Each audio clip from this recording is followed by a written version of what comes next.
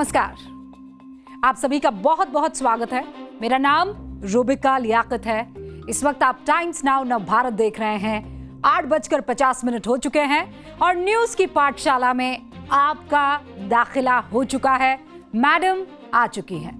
Class आपसे जुड़े हर उस विषय की है जिसे पढ़कर आप देश के सजग नागरिक बनते हैं। न केवल अपने अधिकारों के लिए आवाज उठाते हैं बल्कि कर्तव्यों को भी याद रखते हैं। तो चलिए शुरू करते हैं आज की क्लास इस वादे के साथ कि पढ़ाऊंगी ऐसा कभी किसी ने नहीं पढ़ाया होगा। पाठशाला में आज कौन कौन से सब्जेक्ट होंगे रख दूं आपके सामने। पहला पाठ राजनीति शास्त्र। मोदी सरकार संसद में 3/4 के लिए क्या तैयार है? बड़ा प्रश्न। मॉनसून सत्र का संपूर्ण गणित आज आपके सामने रख दूंगी। फिर आएगा पाठ नंबर 2 समाज शास्त्र और तुष्टीकरण की क्लास। तस्लीमा की घर वापसी। कट्टरपंथियों पर कठोर हंटर सोनार बांग्ला, जिसके एक फैसले से 20 साल का हिसाब चुकता हो गया है। और उसके बाद आप पहुंचेंगे पीरियड नंबर 3 में, जहां पढ़ाया जाएगा आपको चैप्टर 3 पीओके और कूटनीति की क्लास। कश्मीर जो हमारा है वो सारे का सारा है। इस संकल्प पर आज एक और मोहर लग गई है। मुबारक। पाकिस्तान की 78 साल पुरानी गलतफहमी दूर करने वाला चैप्टर आपको देखना चाहिए। और फिर आएगा पार्ट नंबर 4 अमेरिका इजराइल संबंधों पर क्लास। दोस्त दोस्त ना रहा, नेतन्याहू पर ट्रंप का हृदय परिवर्तन हो गया है क्या? इजराइल को मिलने वाला फंड अब रोक देगा अमेरिका। और फिर अंत में हमारा स्पेशल सेगमेंट जिसमें आपको बताएंगे कि भगवान जगन्नाथ की मूर्ति बदलते समय आंखों पर पट्टी क्यों लगा देते हैं? सोचा है कभी? न्यूज की पाठशाला में सबसे पहले राजनीति विज्ञान की क्लास आपके सामने रख रही हूं। दिल्ली में मंगलवार को एक ऐसी मुलाकात हुई जिसके बाद मुंबई में सियासी सैलाब आ गया है। पक्ष विपक्ष मीडिया सबकी नजर एक बार फिर से महाराष्ट्र की तरफ चली गई है। दिल्ली में मुलाकात हुई देश के गृह मंत्री अमित शाह की और महाराष्ट्र के उप मुख्यमंत्री एकनाथ शिंदे के बीच। और एकनाथ शिंदे का बयान क्या आया पहले आप सुन लीजिए। मानसून सत्र तो अच्छा ही है, मानसून अच्छा। आज बारिश गिरा है, अच्छी शुरुआत हुई है दिल्ली में। ठीक है। ये जवाब था शिंदे साहब का। और ये जवाब उन्होंने तब दिया जब पत्रकारों ने पूछा कि मानसून सत्र कैसा होगा। एकनाथ शिंदे जानते थे पत्रकारों के सवाल का मतलब क्या है, तो जवाब भी उन्होंने इशारों में दे दिया। हुक्म 20 जुलाई से संसद का मानसून सत्र शुरू होने वाला है। इससे पहले आखिरी बार जब संसद का स्पेशल सत्र आया था या हुआ था, तब सरकार ने क्या किया था? महिला आरक्षण विधेयक और परिसीमन विधेयक लेकर आई थी। कितने विधेयक लेकर आई थी? लाई तो बहुत सारे थे, लेकिन सबसे महत्वपूर्ण कौन से थे? एक तो महिला आरक्षण विधेयक और दूसरा था परिसीमन विधेयक। संविधान संशोधन विधेयक होने के नाते 2/3 बहुमत से इसको पास होना था। क्यों पास होना था 2/3 बहुमत से? क्योंकि संविधान में इन 2 विधेयकों को लेकर थोड़ा संशोधन करना पड़ता है। और जब आप संशोधन करते हैं संविधान में तो आपको 2/3 मेजॉरिटी चाहिए होती है। लेकिन क्या सरकार के पास 2/3 मेजॉरिटी है? 2/3 बहुमत है? नहीं है। तो फिर क्या होना था? विधेयक पास नहीं हो पाया, ये विधेयक जो था। अब मॉनसून सत्र की शुरुआत जब होने वाली है और एकनाथ शिंदे और अमित शाह की मुलाकात जब हो रही है, तो पता है सियासी पंडित क्या कह रहे हैं? वो कह रहे हैं कि सत्र से जुड़ा हुआ कुछ तो गुणा भाग हो रहा है। सूत्र भी बता रहे हैं कि शरद पवार की पार्टी एनडीए की तरफ दोस्त वाली निगाह से देख रही है। और आज शरद पवार की बेटी सुप्रिया सुले मीडिया के सामने आई भी। उन्होंने क्या कहा यह भी महत्वपूर्ण है, जल्दी से सुन लीजिए। हमारी जो चर्चा हुई थी उसके बारे में मैंने कई लोगों से उसमें चर्चा की थी। तब डीएमके हो, हम हो, सपा हो, 50% के बारे में हम सोचेंगे, ऐसा हमने कहा था अभी जो सत्ता में है उनको। लेकिन वो बिल में नहीं आया, इसलिए वो बिल तो गिर गया। समझ गए ना आप? 50%। अभी आप समझेंगे 50% मतलब क्या? मतलब 50%। अगर सरकार परिसीमन बिल में हर राज्य में 50% सीट बढ़ाने की शर्त जोड़ देती है हर राज्य में, तो बिल को लोकसभा में शरद पवार की पार्टी का समर्थन मिल सकता है। शर्त आपके सामने है। सुप्रिया सुले ने यह भी कहा कि उनके साथ डीएमके और समाजवादी पार्टी भी इसी शर्त के ना होने की वजह से पिछली बार बिल के विरोध में आ गई थी। कौन सी शर्त? कि हर राज्य में 50% सीटें बढ़ जाएगी। हालांकि सरकार का स्टैंड एकदम साफ है। केंद्र सरकार हर राज्य में 50% सीट बढ़ाने के लिए तैयार है। यह बात इसी विधेयक पर हो रही चर्चा के दौरान गृह मंत्री अमित शाह ने लोकसभा में कह भी दी थी। एक बार फिर सुनाऊं वो बयान जो लोकसभा में दिया था अमित शाह ने, सुन लीजिए। 1 घंटा आप सदन स्थगित कर दीजिए। 1 घंटे में मैं मेरा ऑफिशियल अमेंडमेंट मेरे पास में तैयार है, जेरोक्स कराकर सभी सदस्यों को सर्कुलेट कर दूंगा, क्योंकि हमें 50% सीट बढ़ानी है, हमें कुछ छुपाना नहीं है, हमें कोई चोरी करनी नहीं है, तो हम कर देंगे। सुना ना आपने? अब ये 50% का मामला क्या है आपको ये समझाना जरूरी है। तो चलिए बोर्ड बाबू का रुख कर लेते हैं। नमस्ते करेंगे किसे? बोर्ड बाबू को। अब ये जो 50% का जो गणित है वो आपको समझाती है, ठीक है भाई। इसको ऐसे समझिए कि अभी महाराष्ट्र में कितनी सीटें हैं? महाराष्ट्र की सीटें बताइए मुझे। अभी है लोकसभा में 48 सीटें, ठीक है। अब 48 का 50% कितना होता है? 48 का अगर 50% आप निकालेंगे तो कितना हो गया? 24 हो गया। यानी 24 सीटें आपको और इसमें जोड़ देनी है। तो ये कुल मिलाकर महाराष्ट्र की सीटें हो जाएंगी। कितनी हो गई? 72। समझ गए? अब ऐसे ही पूरे देश में जब 50% एक्स्ट्रा सीटें जोड़ दी जाएगी तो पूरे देश में कितनी है भाई? 543, ठीक है। अब इसका 50% कितना होगा? अगर 50% सीटें बढ़ जाती है तो कितना हुआ? इसका 50% कितना होगा? लगभग 271, है ना। अब 271 सीटें जब बढ़ जाएंगी तो कितनी हो जाएगी? इसमें आपको जोड़ना होगा। कितना जोड़ेंगे आप? 271 जोड़ेंगे। 271 जब जोड़ेंगे तो कितना हो जाएगा? 814 सीटें। लोकसभा की टोटल सीटें कितनी हो जाएंगी? 814। यानी अगर 50% बढ़ जाता है तो सीटें लोकसभा में कितनी हो जाती है? 814 लोकसभा सीटें हो जाती है। अब सवाल यह है कि इसकी जरूरत क्या है? आप कहेंगे भाई ये जो बढ़िया वाला 543 चल रहा है, चलने दीजिए ना मैडम, इसमें क्या प्रॉब्लम है? अब इसको 50% बढ़ाकर आपको 814 क्यों करना है? सवाल आ सकते हैं ना मन में। अब बताते हैं आपको क्यों। देखिए 543 सीटों के हिसाब से आप 543 सांसदों को रिप्रेजेंट करना होगा। वो जिन जिन राज्यों से आ रहे हैं, जिन जिन सीटों से जीत कर आ रहे हैं, जीतना होगा ना, उनको रिप्रेजेंट कर रहे हैं वो। अभी क्या हो रहा है, जब आप इन सारे के सारे लोकसभा के सांसदों को ऑन एन एवरेज रिप्रेजेंटेशन के तौर पर बांटते हैं तो एक सांसद ऑन एन एवरेज 16 लाख वोटरों को रिप्रेजेंट करता है। कितने वोटरों को? 16 लाख पर एक सांसद आता है। 16 लाख जनता उसे रिप्रेजेंट करेगा एक सांसद। जबकि विकसित देश जैसे ब्रिटेन हो गया, वहां पर 1 लाख की आबादी पर एक सांसद है। हमारे यहां कितना है? 16 लाख की आबादी पर एक सांसद। ब्रिटेन में कितना है? 1 लाख की आबादी पर एक सांसद।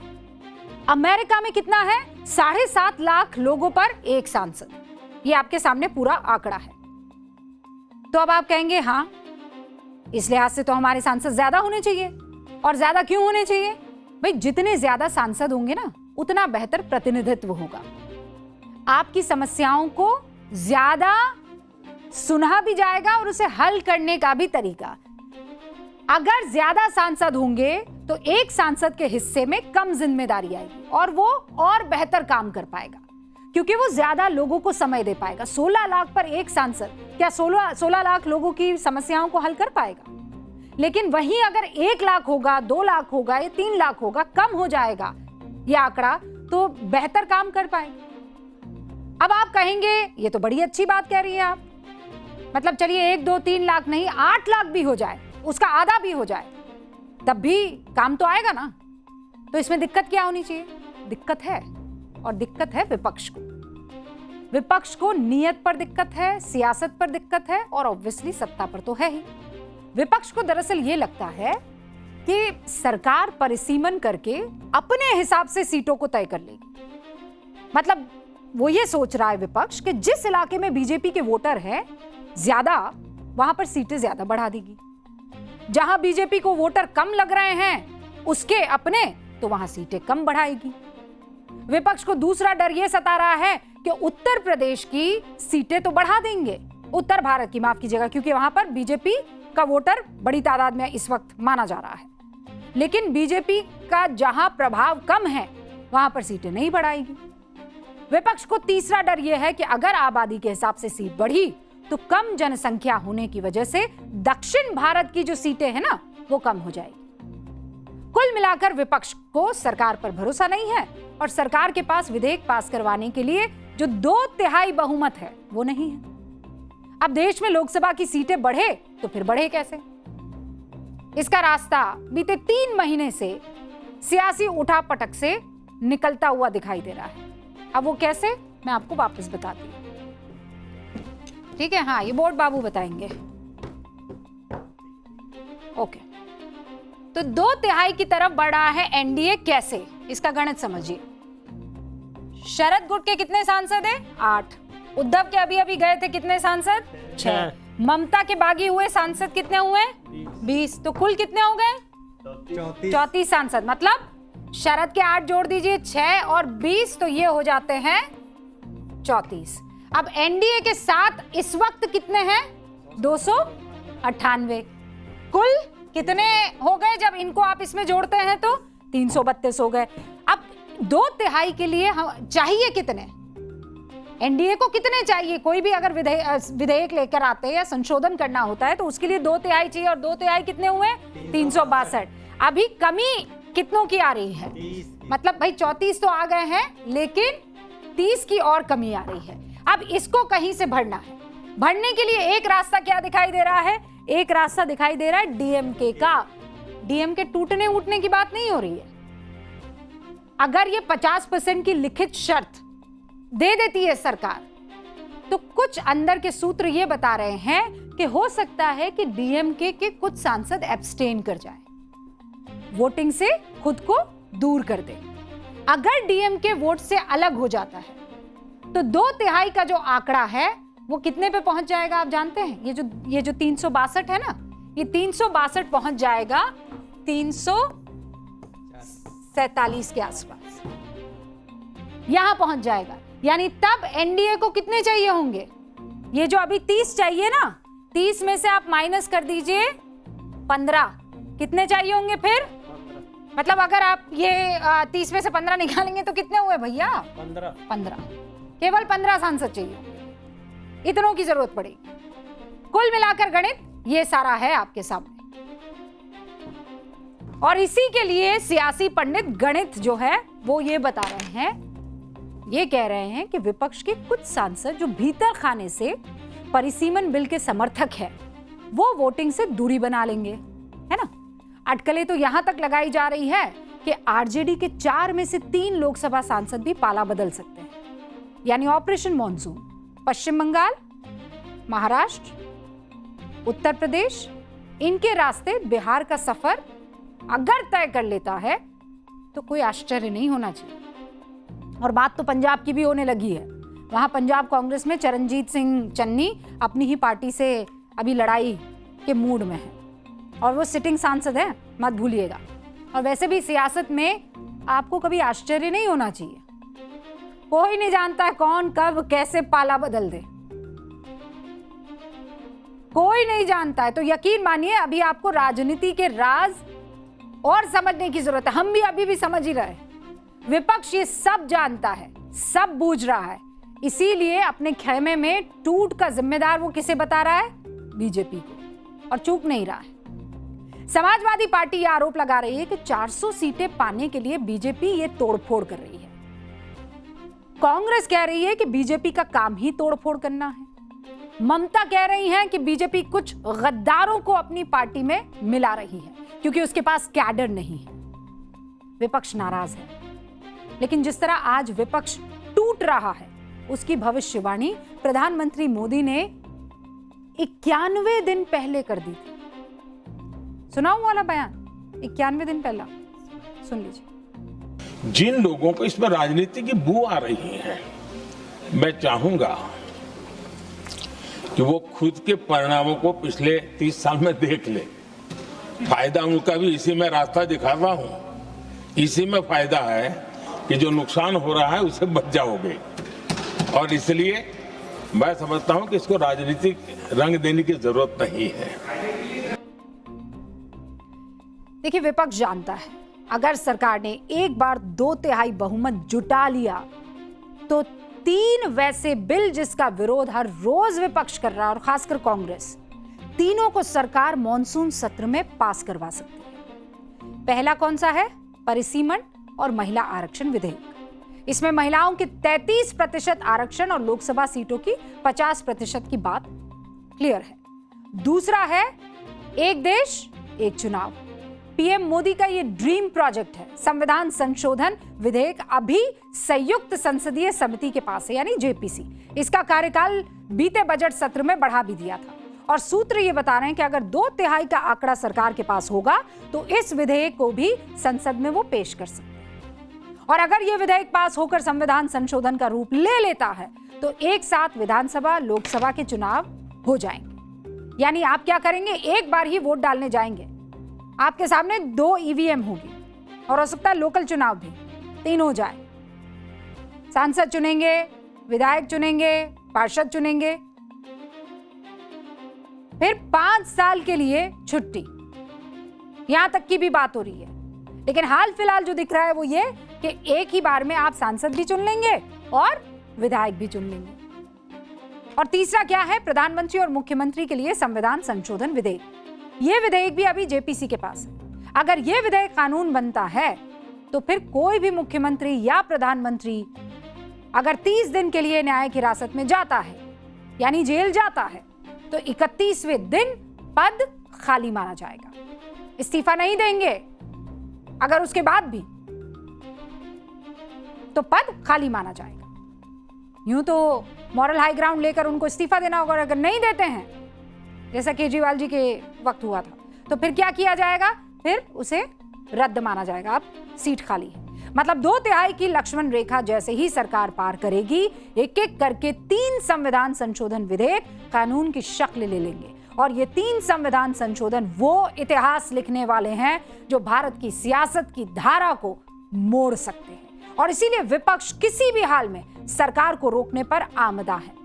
लेकिन जिस तरह विपक्ष में इस वक्त भगदड़ मची हुई है, छोड़कर खेमे भागे जा रहे हैं, मॉनसून की ठंडी हवा भी इससे पैदा हुई सियासी गर्मी को कम नहीं कर पाएगी। ये तो आप लिख कर रख लीजिए।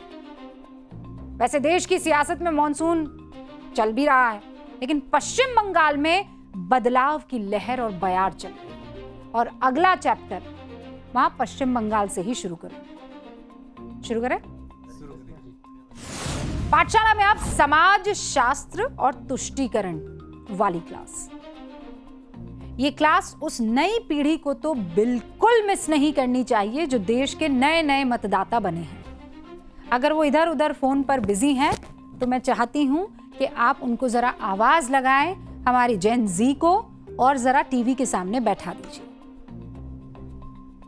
ये नए नए मतदाता या तो बने हैं या बनने जा रहे हैं। इनको इस महिला के बारे में पता होना चाहिए, क्योंकि हो सकता है कि इनमें से कई ऐसे लोग हों जो इस चैप्टर के किरदार से अनजान हो। जैसे पिछले दिनों आप कश्मीरी पंडित सरला भट्ट की कहानी से अनजान थे। सरला भट्ट कौन थी, कैसे कट्टरपंथियों ने उनकी जान ले ली, यह हमने आपको एक क्लास में बताया था न्यूज़ की पाठशाला में। आज भी एक ऐसी ही औरत, एक ऐसा ही किरदार, उसकी कहानी आपके सामने रखने जा रही है। ये वो किरदार है जिसे कट्टरपंथियों की वजह से पहले तो अपना देश छोड़ना पड़ा, और फिर तुष्टीकरण की वजह से जिस भारत ने उन्हें शरण दी, पनाह दी, उस भारत के एक राज्य को भी छोड़ना पड़ा। इस महिला का नाम है तस्लीमा नसरीन, बांग्लादेश की निर्वासित लेखिका, यानी बांग्लादेश से इनको निर्वासित कर दिया गया, बाहर भेज दिया गया, भगा दिया गया। निर्वासित इसलिए किया क्योंकि इन्होंने लज्जा और द्विखंडितों जैसी किताबें लिखी जिनमें कट्टरपंथियों पर बात की गई। एक के बाद एक उन पर निशाना साधा गया। निर्वासित इसलिए क्योंकि ये धर्मांधता जो थे, धर्मांधता जो थी और जो बुराइयां थी उस पर बेबाकी से बोलती रही। और सिर्फ बांग्लादेश नहीं, तस्लीमा नसरीन बंगाल के कोलकाता से भी अघोषित तौर पर निर्वासित थी। अघोषित समझते ना, जिसमें आप घोषणा नहीं करते हैं लेकिन आप काम बिल्कुल वैसा ही करते हैं कि सामने वाले को उस पर खरा उतरना पड़े या उस पर अमल करना पड़े। साल था 2007। तस्लीमा नसरीन को बंगाल छोड़कर जाना पड़ा, लेकिन अब बंगाल की माटी ने करवट ले ली है।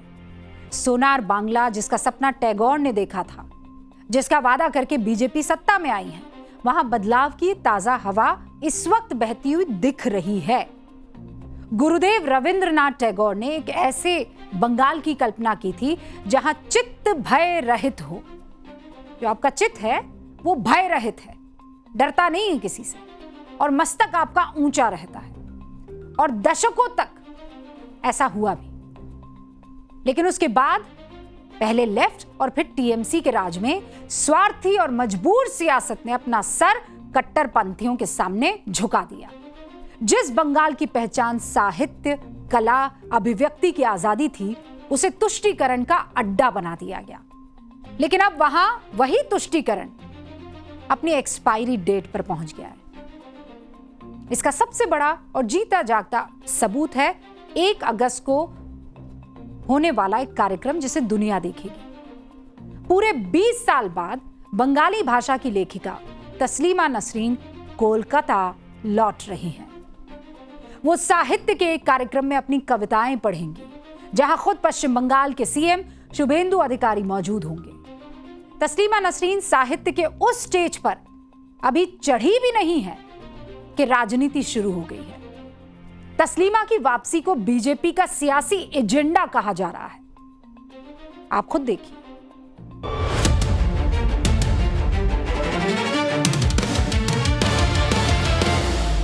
तस्लीमा नसरीन जो आएगा आके क्या बोलेगा? मुसलमान के खिलाफ 2-4 आना सलाम बात बोल के चला जाएगा। इसको ये लोग इनका डेवलपमेंट के नाम से चलाएगा, इसीलिए उनको लेके आए। সুতরাং তিনি আসবেন মনে করলে সরকার যদি তাকে প্রোটেকশন দেয় আসবেন।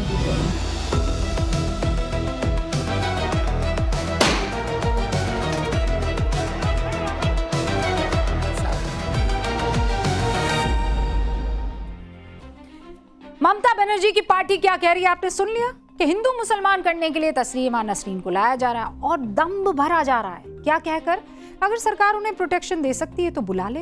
अरे आप तो वही पार्टी है ना जो अभी कुछ दिन पहले तक महिलाओं के अधिकारों का सबसे ज्यादा बखान कर रही थी, लड़ रही थी, सबसे बड़ी पैरोकार बता रही थी अपने आप को। ये पार्टी जो बंगाली अस्मिता और बांग्ला मानुष की बात कर रही थी, और आज जब उसी बांग्ला भाषा की लेखिका वापस बंगाल आ रही है तो ये सियासी एजेंडा दिखाई दे रहा है इनको। मतलब घुसपैठियों को रेड कार्पेट वेलकम वाली मानसिकता सियासी एजेंडा नहीं है, लेकिन तस्लीमा नसरीन का बंगाल की धरती पर कदम रखना सियासी एजेंडा है। वोट बैंक की खातिर सीमा पार से आने वाले अवैध नागरिक को गले लगाना सियासी एजेंडा नहीं है, लेकिन तस्लीमा नसरीन का बंगाल की धरती पर कदम रखना सियासी एजेंडा है। आरजीकर से लेकर कामदुनी और फिर संदेश खाली की पीड़ित महिलाओं की चीखों पर सियासत का वो पर्दा डाल देना एजेंडा नहीं है, लेकिन तस्लीमा नसरीन का बंगाल की धरती पर कदम रखना सियासी एजेंडा है। वो दुर्गा पूजा विसर्जन पर रोक लगाने की कोशिश सियासी एजेंडा नहीं है, लेकिन तस्लीमा नसरीन का बंगाल की धरती पर कदम रखना सियासी एजेंडा है। वाह दीदी वाह। दिक्कत किसी लेखिका के आने पर नहीं लग रही है, कष्ट इस बात का हो रहा है कि बंगाली अस्मिता का जो झूठा ढोंग ये सालों से रच रहे थे, तस्लीमा नसरीन की एक झलक ने उस ढोंग के चिथड़े चिथड़े कर दिए हैं। आज बंगाल की ओर इस देश की नई पीढ़ी को यह जानना जरूरी है कि कैसे वोट बैंक के ठेकेदारों ने एक महिला लेखिका को उसकी पसंदीदा जमीन से खदेड़ दिया था। तस्लीमा नसरीन बांग्लादेश की लेखिका, ये जान गया। साल 1993 में उन्होंने एक किताब लिखी।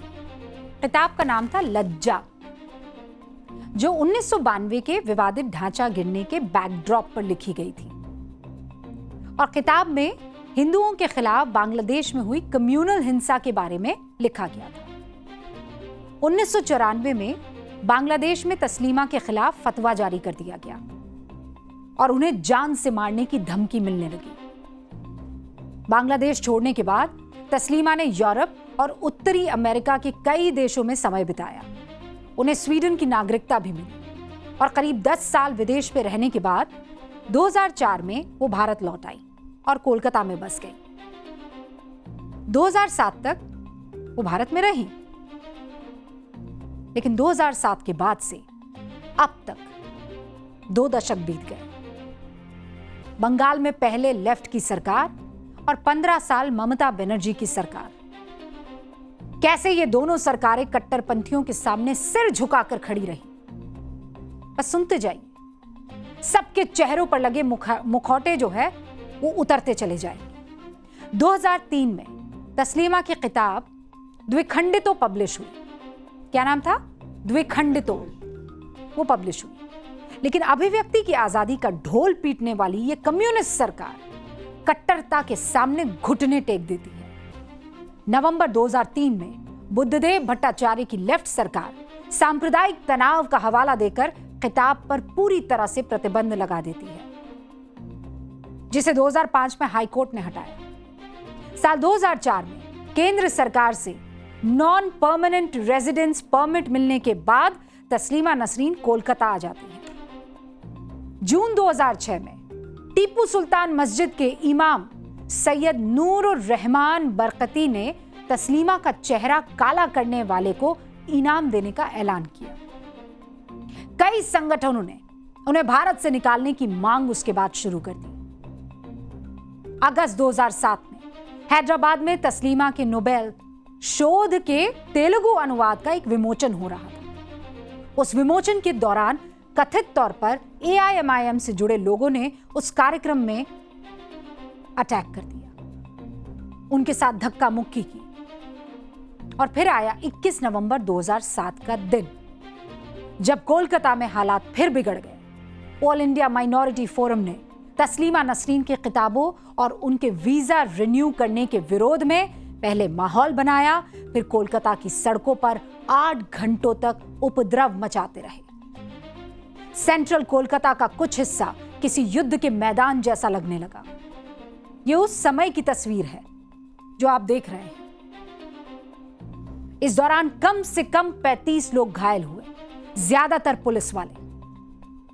1992 के बाद पहली बार शहर में सेना तैनात करनी पड़ गई। सेंट्रल कोलकाता के पार्क सर्कस और रिपन स्ट्रीट पर पुलिस ने जैसे ही जाम हटाने की कोशिश की, आसमान से पत्थरों की खौफनाक बारिश शुरू हो गई। ये कोई साधारण झड़प नहीं थी। उपद्रवियों ने बाकायदा गुरिल्ला वॉरफेयर का तरीका अपनाया। घरों की छतों को बंकर बना दिया। नीचे खड़े लोगों और सुरक्षा बलों पर भारी चीजें और ईंटें फेंकी जा रही थी। रिपोर्ट्स में सामने आया कि इस हिंसा के लिए जमीयत उलेमा हिंद के कुछ लोग भी जिम्मेदार थे। पुलिस यह भी मानती है कि इसमें बांग्लादेशी आतंकी संगठन हरकतुल जिहाद अल इस्लामी का हाथ भी हो सकता है। जमीयत उलेमा हिंद के हेड सिद्दीकुल्लाह चौधरी यहां तक कह देते हैं कि ये CPIM के लिए चेतावनी है। यह तो बस शुरुआत है और जल्दी इसका असर भी महसूस होगा। गुंडाई सुनते जाइए। इसके बाद बंगाल की सरकार तस्लीमा से कहती है कि वो कोलकाता छोड़कर चली जाए, यानी दंगाइयों पर कार्रवाई करने के बजाय तस्लीमा नसरीन को चुपचाप बंगाल से बाहर का रास्ता दिखा दिया गया। साल 2011 में जब सत्ता बदली तो मां माटी मानुष का नारा आया। ममता बनर्जी मुख्यमंत्री बनी, लेकिन तुष्टीकरण की राजनीति अब और गहरी हो गई। ममता सरकार के दौरान तस्लीमा को कोलकाता में घुसने की इजाजत नहीं मिली।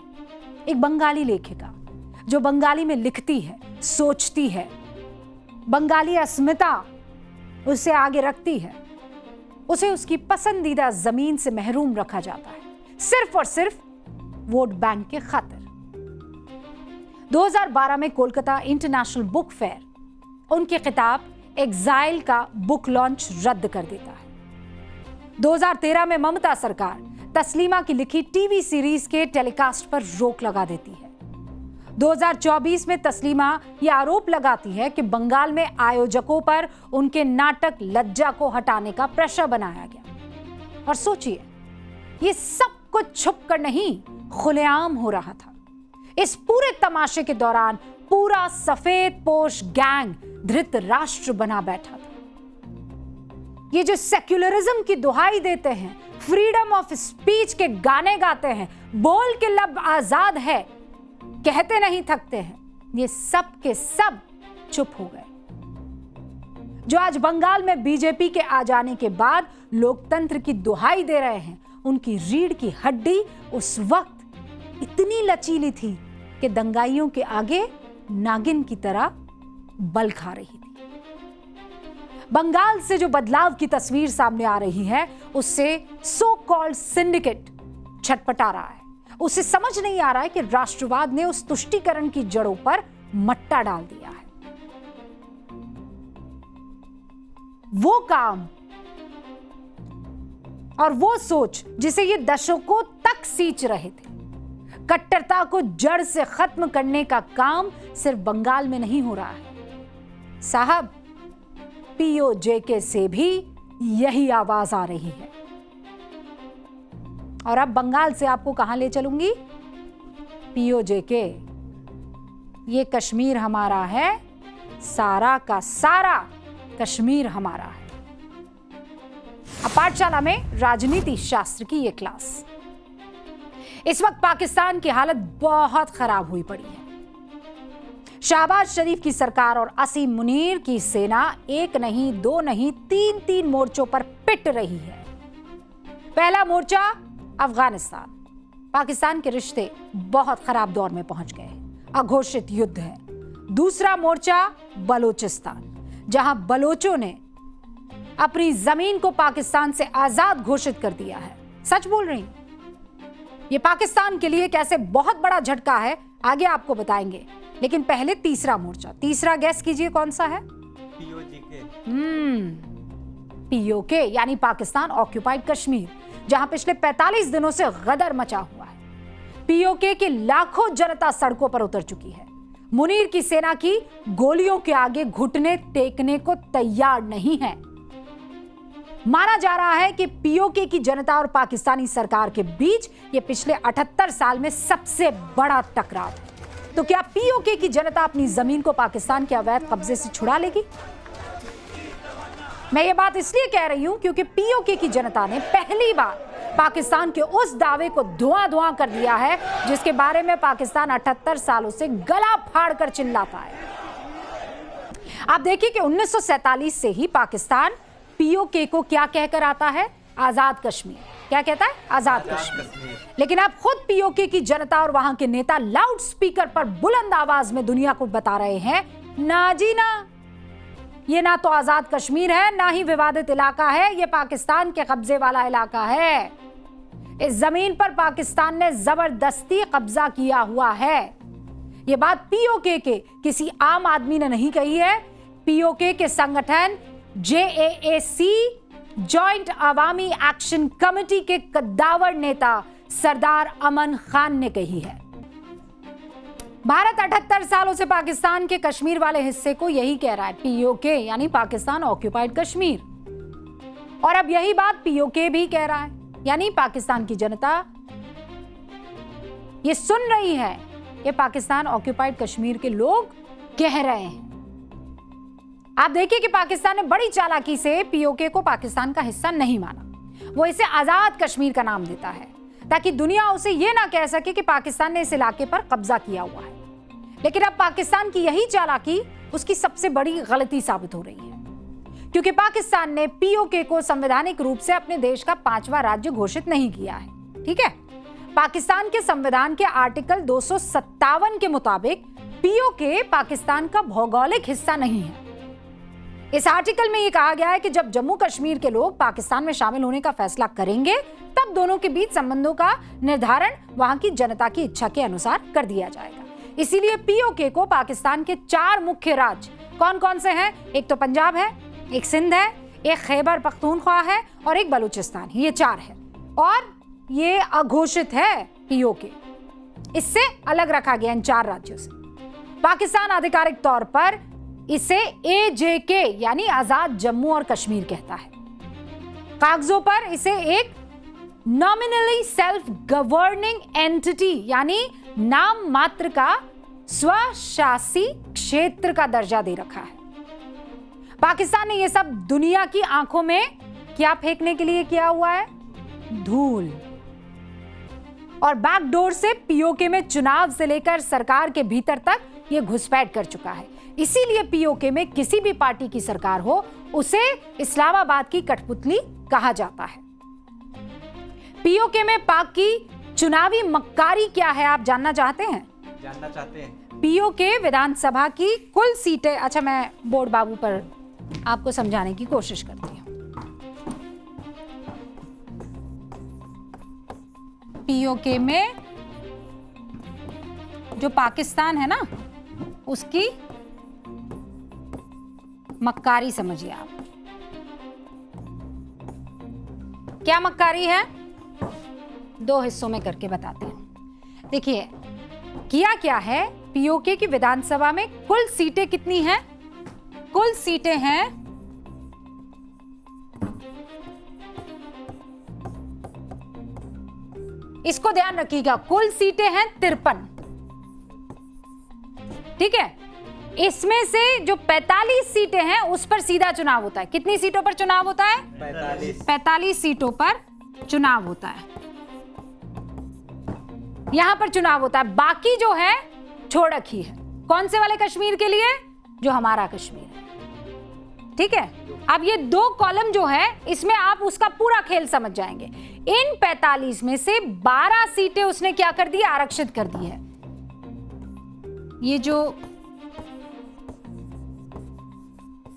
ये रिजर्व सीट आप समझिए कौन सी है? 12 सीटों को रिजर्व कर दिया है। ये 12 सीटें पीओके के उन नागरिकों के लिए रिजर्व हैं जो कि पाकिस्तान के अलग अलग हिस्सों में जाकर बसे हुए हैं, यहां नहीं रहते हैं। ठीक है, और एक जो बाकी सीटें जो बचती हैं वो कितनी हुई? वो हुई 33 सीटें। 33 सीटें हो गई स्थानीय, यानी जो वहां पर लोग रहते हैं। स्थानीयों के लिए तो इन्होंने कर दी 33 सीटें, रिजर्व सीट कर दी 12। ठीक है, ये 12 सीटें पीओके के उन नागरिकों के लिए हैं जो कहां रहते हैं? अलग अलग इलाकों में रहते हैं। अब ये जो JAAC है ना, जिसके बारे में आपको बता रही थी, उसका ये आरोप है कि लगभग 4,36,000 बाहरी शरणार्थी मतदाताओं के लिए कितनी सीटें हैं? 12 सीटें। कितने लोगों पर हैं? 4,36,000। ठीक है, ये वोटर हैं। 4,36,000 ये सारे के सारे वोटर हैं यहां पर। इनके लिए कितनी सीटें हैं? 12 सीटें हैं। ठीक है, अब आप इस वाले इलाके में आ जाइए। ये कितने हैं? 33 सीटों के लिए वोटर कितने हैं? 33 लाख। ठीक है, नहीं 33 लाख। 33 लाख स्थानीय लोगों के पास कितनी सीटें हैं? 33 सीटें हैं। और 4,36,000 वोटर के पास कितनी है? 12 सीटें हैं। अब अगर आप इसका परसेंटेज निकालने जाएंगे, 1 लाख वोटर पर केवल 1 सीट आवंटित की जा रही है। आसान शब्दों में इसे ऐसे समझिए, पीओके में रह रही जनता के लिए 1 लाख वोटरों पर केवल 1 सीट। ठीक है, 88% वोटर्स के लिए 33, मतलब इसका जब आंकड़ा निकालेंगे तो कितना आएगा? 88%। 88% ये वोटर्स हैं सारे के सारे, उनके लिए 88% वोटर्स देंगे ये, और यहां पर आप लेकर आएंगे तो ये कितने हो गए? ये हो गए 12%। ठीक है, तो आपको यहां पर खेल नजर नहीं आ रहा है? 88% वोटर के लिए केवल 33 सीटें दी गई है, जबकि पीओके के बाहरी शरणार्थियों के लिए 36,333 वोटरों पर एक सीट है। यानी 12% वोटरों के लिए कितनी सीटें हो गई? 12 सीटें। 12% वोटर के लिए 12 सीटें हो गई ना धांधली। अब ये क्या कह रहे हैं? ये कह रहे हैं भैया हमारे साथ ऐसा खेल क्यों, हमारा रिप्रेजेंटेशन इतना कम क्यों, हमें इतनी कम सीटें क्यों, जबकि जो यहां नहीं रह रहे हैं उनको तो आप 12% पर 12 सीटें दे रहे हैं, और यही सारा खेल है। इसीलिए पीओके की जनता जो है इसे बड़ी नाइंसाफी बता रही है। इसके बाद भी पाकिस्तान की मक्कारी आप देखिए। पीओके में चुनाव तो सिर्फ दिखावा है, क्योंकि पीओके के सभी अहम फैसले तो आजाद जम्मू और कश्मीर काउंसिल लेती है। इस काउंसिल का हेड पता है कौन है? गैस कर सकते हैं? इस काउंसिल का हेड पाकिस्तान का प्रधानमंत्री होता है। यानी मुजफ्फराबाद में पीओके की जो चुनी हुई सरकार बैठती है वो चुनी हुई है ही नहीं। चुनी हुई सरकार इस काउंसिल के अधीन काम करती है, और काउंसिल का हेड कौन हुआ? पाकिस्तान का पीएम। इसीलिए अब जेएसी ये मांग कर रही है कि अगर पाकिस्तान सरकार संविधान में संशोधन नहीं करती है तो इस बार पीओके में चुनाव नहीं होगा। यानी 27 जुलाई को पीओके में कुछ बड़ा हो सकता है। तारीख क्या है? 27 जुलाई। क्योंकि अब पाकिस्तान की पकड़ पीओके पर पहले जैसी रही नहीं। विद्रोह की आवाज बुलंद है। वहां की जनता गुलामी की जिंदगी जीने से इनकार कर रही है। पीओके में पाकिस्तान के जुल्म का जिक्र पूर्व प्रधानमंत्री अटल बिहारी वाजपेयी ने अपनी एक कविता में किया था। सुनाऊं? सुन लीजिए।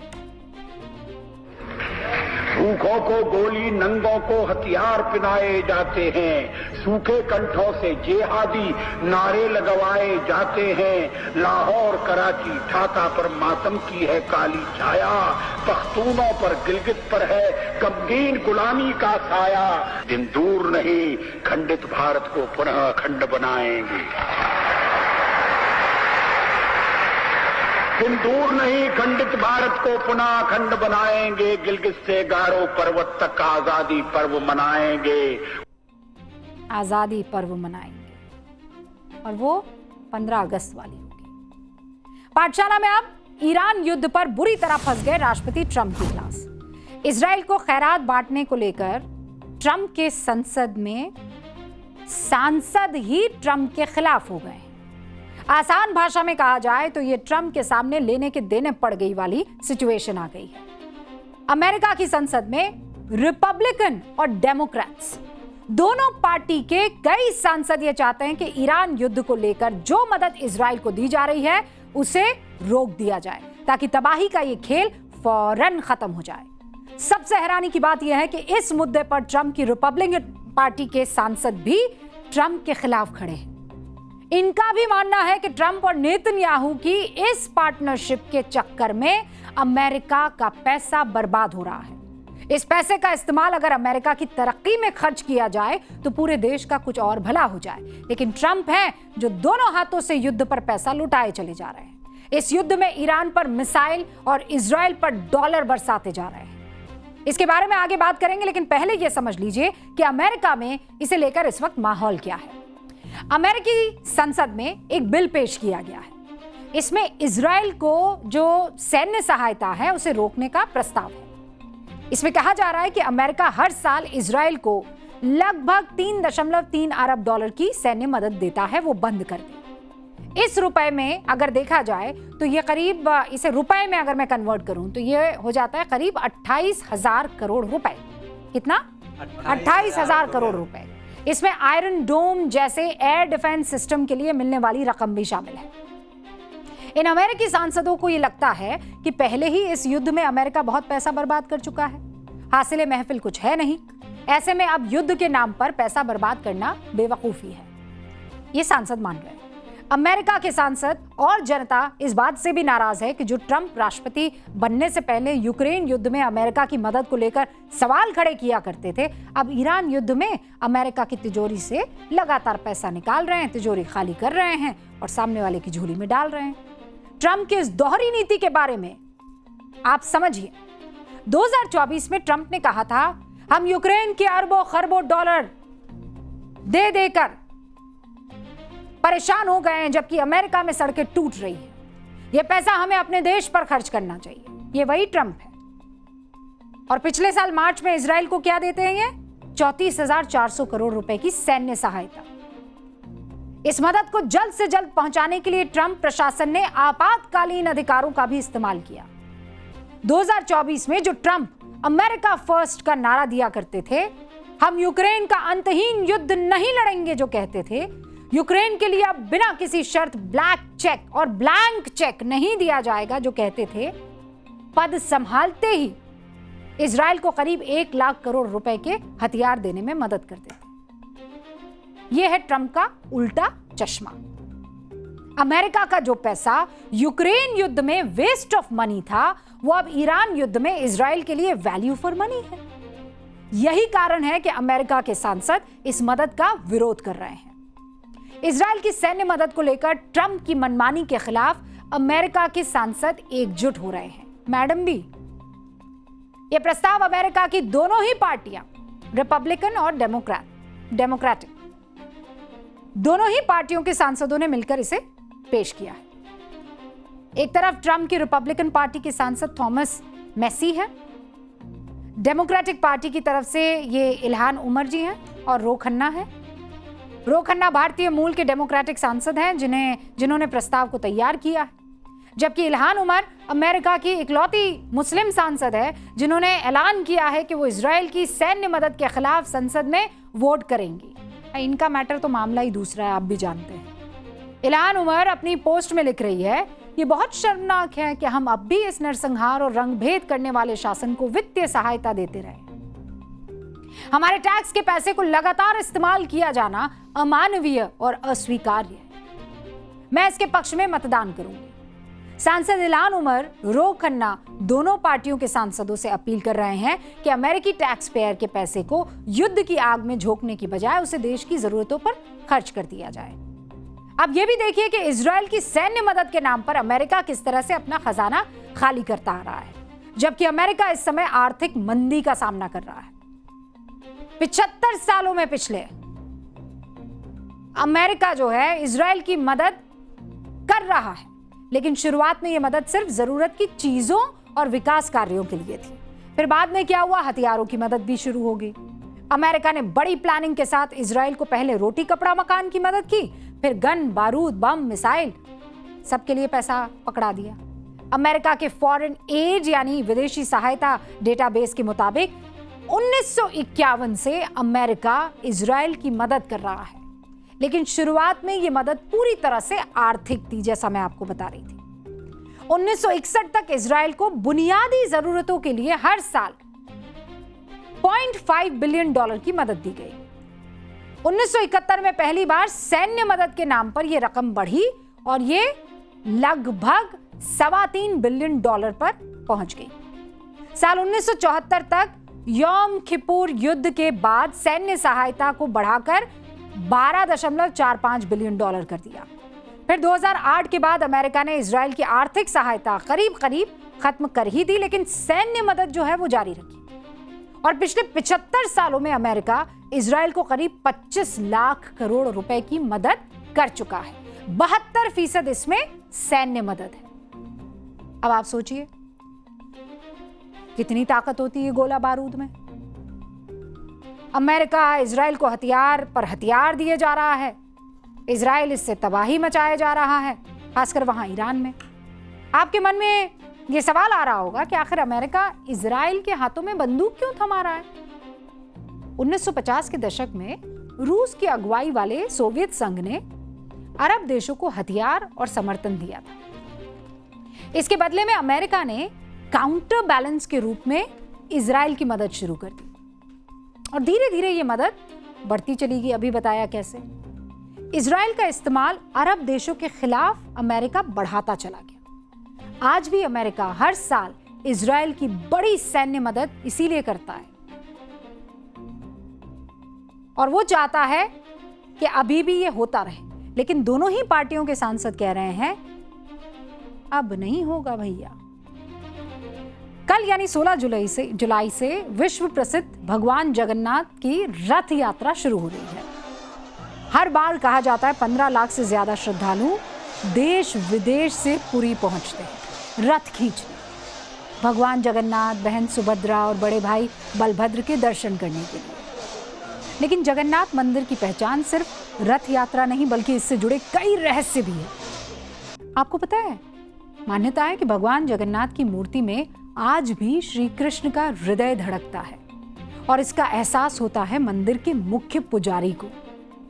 मंदिर में हर 12 से 19 साल के बीच मूर्ति बदलने की मान्यता है, जिसे कहते हैं नव कलेवर। आखिरी बार नव कलेवर हुआ था साल 2015 में। मूर्ति को बदलने का यह काम रात में होता है। इस दौरान पूरी शहर की बिजली काट दी जाती है। घुप अंधेरा, मंदिर परिसर में पूरी तरह से अंधेरा कर दिया जाता है। दीपक भी शांत कर दिए जाते हैं। परंपरा के मुताबिक मंदिर के सबसे प्रधान पुजारी आंखों पर रेशमी पट्टी बांधकर, हाथों में मोटे कपड़े लपेटकर पुरानी मूर्ति के सीने से ब्रह्म पदार्थ निकालकर नई मूर्ति के सीने में प्रतिष्ठित कर देते हैं। जिन पुजारियों ने यह काम किया है उनका कहना है कि उन्होंने कभी इस पदार्थ को देखा नहीं, लेकिन जब वो इसे हाथ में लेते हैं तो ऐसा महसूस होता है जैसे हृदय जैसी कोई चीज धड़क रही है। मान्यता है कि ये साक्षात भगवान श्री कृष्ण का हृदय है जो आज भी धड़कता है। इसमें असीम ऊर्जा होती है, इसीलिए इसे कोई सामान्य मानव अपनी नंगी आंखों से देख नहीं सकता। मान्यता है यही वजह है कि पुजारी की आंखों पर पट्टी बांधी जाती है। कभी सोचा आपने, आध्यात्म, ईश्वरीय शक्ति और परंपरा का एक ऐसा अद्भुत मेला भी होता है इस देश में। जय जगन्नाथ। अब मुझे इजाजत दीजिए, घंटी बज गई है, आपसे मुझे इजाजत लेनी होगी। आप टाइम्स नाउ नवभारत देखते रहिए। 8:50 पर दोबारा आपसे मुलाकात होगी। कहाँ? न्यूज की पाठशाला में। नमस्कार।